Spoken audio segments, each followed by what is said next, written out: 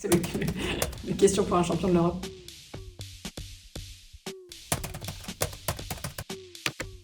Ouais, attends, bon. Mettez pas ça.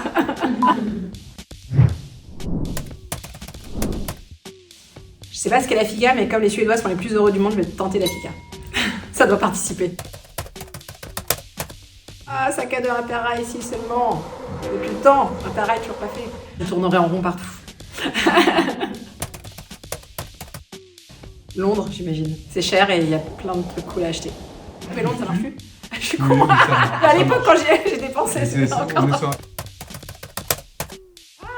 À Lisbonne, peut-être. Je sais pas s'ils sont les plus accueillants, mais on est très bien accueillis à Lisbonne.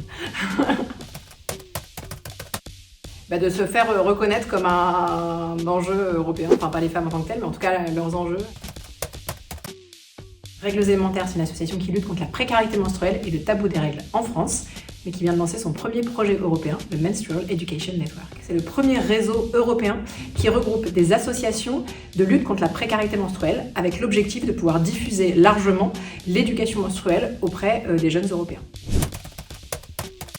Alors, ce programme, il part du constat que la précarité menstruelle et l'éducation menstruelle est extrêmement peu présente et diffusée en Europe. Pourtant, 110 millions de personnes ont en ce moment leurs règles en Europe. Ce qu'il faut savoir, c'est que ça a des conséquences très concrètes.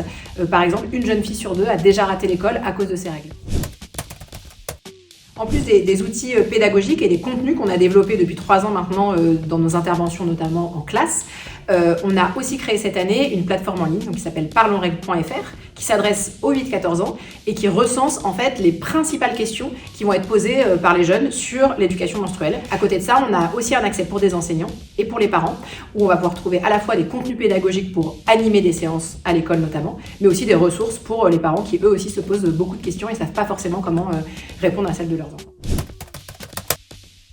De l'égalité de genre, de la santé des femmes en priorité, et la question plus globalement des droits humains est quelque chose qui est challengé un peu partout en Europe, et donc c'est aussi un des objectifs de ce réseau et de ce programme.